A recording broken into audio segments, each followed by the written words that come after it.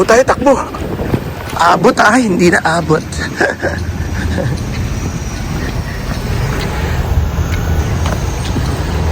Ayan.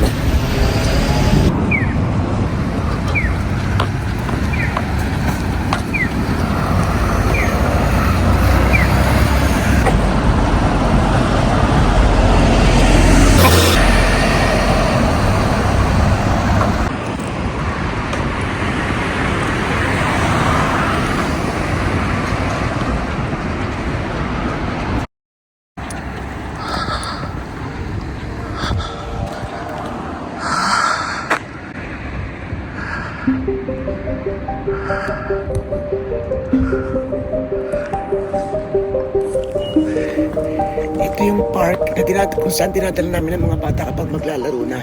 Tuwing 11 ng tanghali at kainitan ng araw, nilalabas namin ang mga bata para maglaro at nature trip. Magdumi. Masugatan. Yun. At kung ano-ano pa. So yung bahay ko, dito lang. Malapit lang. Pero tambay muna tayo.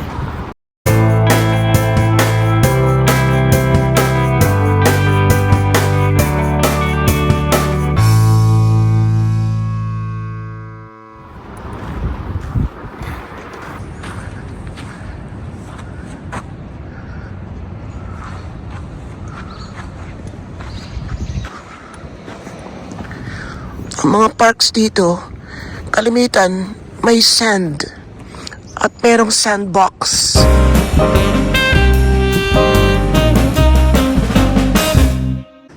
Yan, ito yung wala sa atin yata. So nakakapaglaro ang bata, nakakapagdumi, nakakapag-eksperimento, nakakatuklas at kung ano-ano pa ng iba't ibang bagay. Yun. Maglalaro yun dito, takbuhan dito, may mahuhulog, may maaano, may ang tataang, ang lalakas, magganon. Ang mga teachers, relax lang. Kung sa atin yun, diba? Ay, mga batang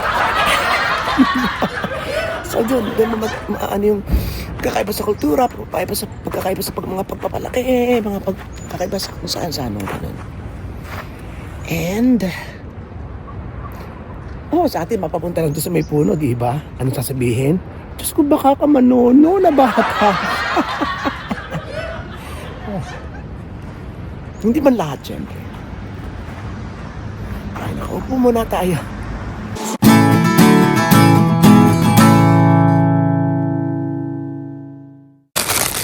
So, pumili ako ng paborito kong puto.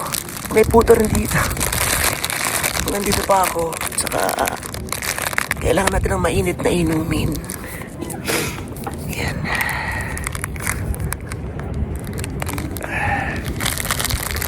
At saka ayan.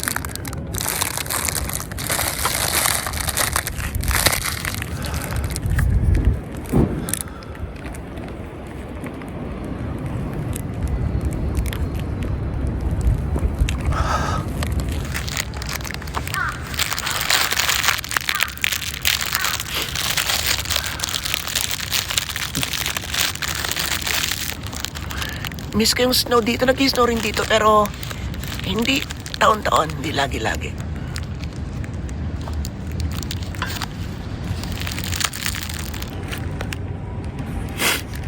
Masipin ako.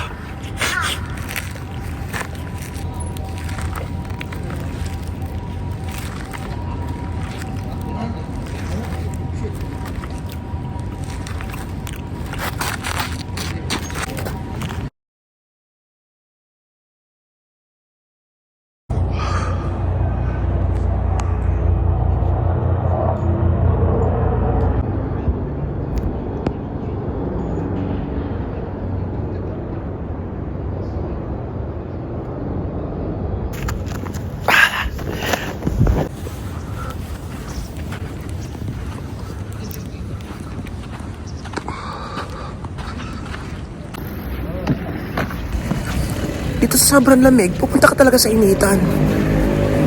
Kahit ako minsan nagpapainit, hindi na bali manguting-nguting ulit. Mahalaga ay matanggal ang konti yung lamig. Ayan na. Ayan na.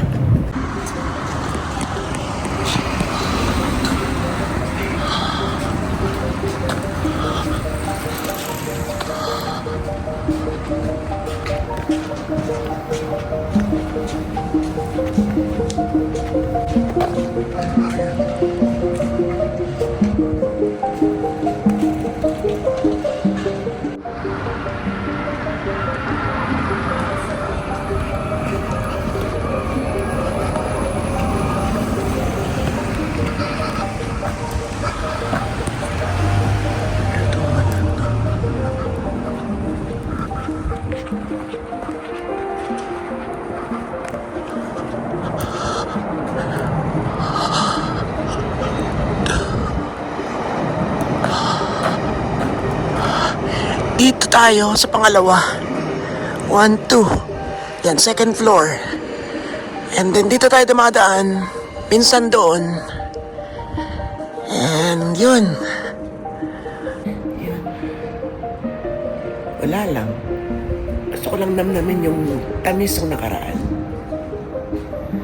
May mga bagay na siyempre dumarating, may bagay na nawawala, may mga bagay na dumarating, may mga bagay na iniiwan, may mga bagay na ng nakaraan, may mga bagay ng bagong panahon, may mga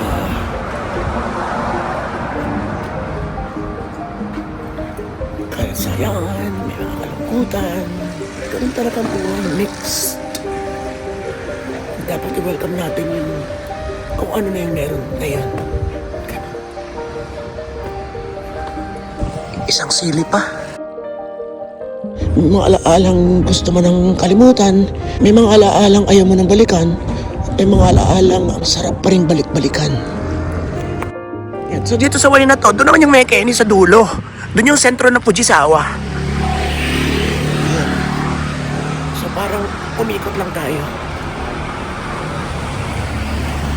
Sa area na to maraming ukay at maraming salon.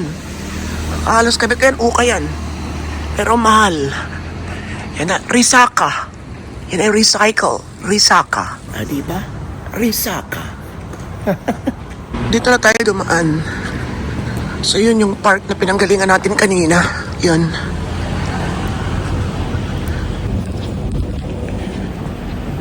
Paikot, paikot, paikot.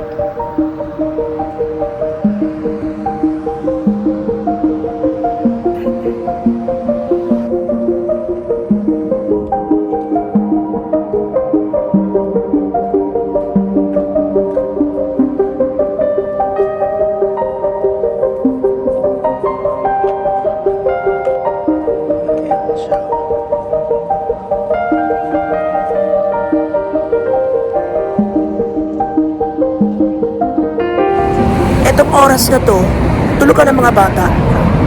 Sleeping time. So gigising sila ng alas 3. And then snacks, and then games, and then yung regular programming. And then habang naglalaro sila hanggang alas 6, andun lang ako. Nakabantay lang ako sa kanila. It's one of the easiest jobs out there during those times. Charot. Okay, tara na. Alam mo yung building na yan, nakuha ko pa yan nung ginagawa. Simula nang i-demolish hanggang ginagawa. Hindi ko na makita yung mga videos pag dudugsog-dugsogin ko sana. Nang bahagi ng pagbabago, sarado na yung Ito Yokado. Abot pa ba tayo? Ay, hindi na. Yan oh. Close na. Sarado na. Diyan ako tumatabay dati kapag hindi pa nagkisimula ang klase ko. So yan ang isang sinasabi natin na ano. Ang ito, constant change. Ay, ang change. Ganda.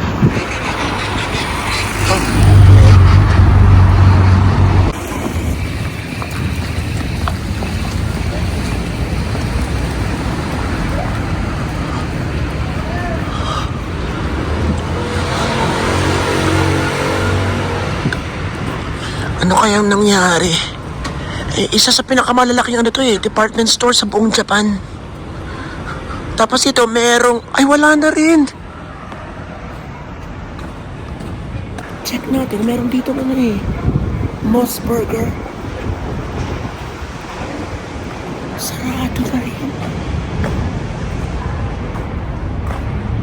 Diyos ko, ang daming pagbabago sa loob ng... Kailan ako umuwi? 2022. Ang daming pagbabago sa loob ng 4 years. Ito pa. I just couldn't remember this one. Hindi ko natanda. Ay. Ang ganda rito, no? Linis. Ala. Wala na nga.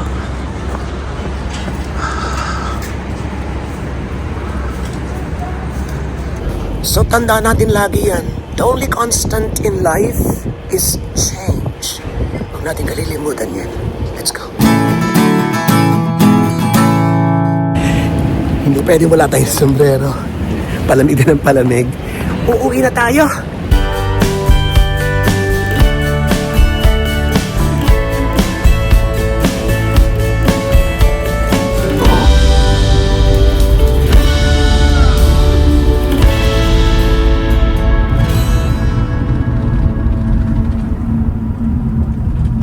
Nagluto si kapatid ng sinangag Janice.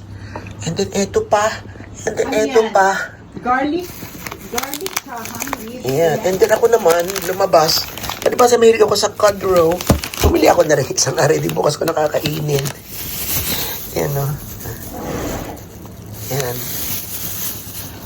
Tapos yung kaibigan namin, binigyan naman ako nito. Nakita ko sa Mecca, ini dalawa ang embutido. Eksakto, paborito ko to. Gusto ko to. Tapos ang pabili si kapatid na rin kasi alam nga nila na mahilig ako sa gelatin. Yan, bumili ako na rin. Tapos binili ko si Hapon. Ang kanyang jowa ay aring gusto dinugaan. Yan. Okay. Solve. Charang. Hello sa inyong lahat. Kain tayo ng orange. At ako man din may sipon. Ilang araw na, at least less na ngayon. Buti na may dala akong biofloat sa ni Yusef. Kahit paano yun, meron tayong pangontra. Kung di man ganun ka-effective 100%, at least meron tayong pangontra. Iyon. Tapos, wala akong kasama. Nasa trabaho na si Hapon. Nasa trabaho na rin si kapatid. Hindi ko ba alam ito? Yelo to Lalagyan ng yelo. Nilagnat si Hapon kagabi. Hindi naman ganun kataasan. Less than 38. Parang 37 something. So si kapatid, sa baba na natulog. Kasi baka daw siya mahawa. Tapos ubo pa ng ubo.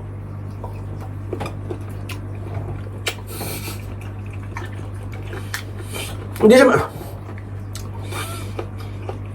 siya maasim. Kaya lang yung matamis may asim lang sinasabi ko. Nakapag-almusal na ako kanina, nakatulog ulit, nag-edit, and then naiidlip-idlip, and then tinatamad pa ako maligo. Dito kasi pag naligo ka, kailangan ready ka. Pag ganito mga panahon. Kasi from banyo to salas, may heater na ron. And then may heater naman yung tubig. Yung pag-ita nitong bathroom, at saka yung tatakbuhin mong salas, yun. Singaw yung lamigi paglabas mo ng banyo. So, bibilang mo na ka 1, 2, 3, takbo! Pagdating doon, safe na. Mainit-init na. Kagabi maraming pagkain. So ngayon, ininit ko na lang. Naging ako ng sinangag. Nag-init ako ng isda. 3 days na yata yung isda na yun. Meron pang sinaing na hindi pa rin nauubos. Ako naman, nagstapa ng konti sa itlog at baka abutin ako ng pamumula ng mukha. Eh, marami pang ganap. Yung pagpapunta natin sa snow, i-update ko kayo sa isang araw. And then, magmumukbang sana ako. Wala na akong dalang food kasi bibili sana ako kahapon sa supermarket. Ipa-vlog na sana natin kung ano yung pwede kong isuggest sa inyo. Mga bonggang items na mabibili sa 3 convenience stores. Uunahin sana natin 7-Eleven. Pero, nagbagong isip ko. At tinamad pala ako. So, kanina, yung binili kong frozen pasta. Kinain ko na. Pero, behind the camera na, tinamad na akong kunan. Kasi nakakatamad ang malamig tapos ay, siyempre madilim, papatay ng dahil ikaw lang mag-isa, mga kuryente and everything. Wala kang naririnig. Walang ingay sa kapitbahay. Walang nagpapataya ng wedding doon sa kanto. Walang naghahabulan ng taga doon sa bandaron. Walang mga asong hinahabol ng tsinelas sa amo. Walang mga bata na pinapauwi na ng nanay. Walang naglalaba doon. Ang lakas-lakas ang tulo ng gripo doon sa kabilang bahay. Walang nagbabangay ang mga chismosa doon sa likuran. Walang naniningil ng dumigad kuryente na kanina pang kumakatok. Walang nagbubukas ng pinto. Walang ganon. Yun lang, pag nandito ka naman, namimiss mo naman. Pag nandun ka naman sa nakaka-imbyar na naman pag nandun ka. Diba? So, yun. Labas tayo mamaya. Pag natapos yung mga edits ko, lalabas tayo mamaya. Para gusto kong pupunta ng, kung gusto niyo rin ng ukay-ukay. Dito, sa Japan. Sama?